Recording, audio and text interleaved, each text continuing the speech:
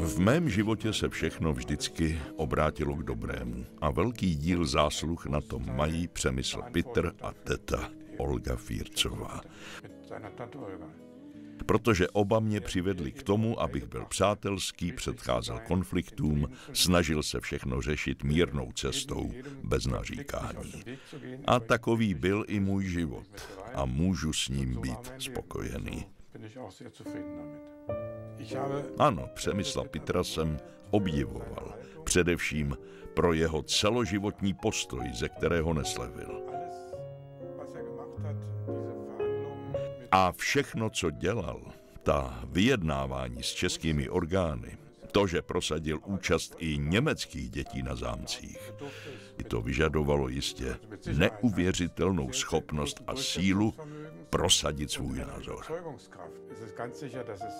Je naprosto jasné, že v mém srdci zůstala velká láska ke všem těmto lidem a jejich pomocníkům.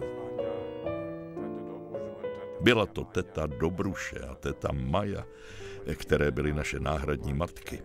A Helena Klápová, kterou jsem potom blíže poznal, když jsem ji pak mohl navštěvovat po pádu železné opony.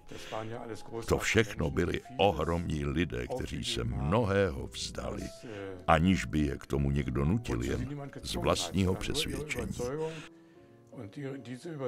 To vše ovšem bylo vyvoláno, podníceno a podporováno Přemyslem Pitrem.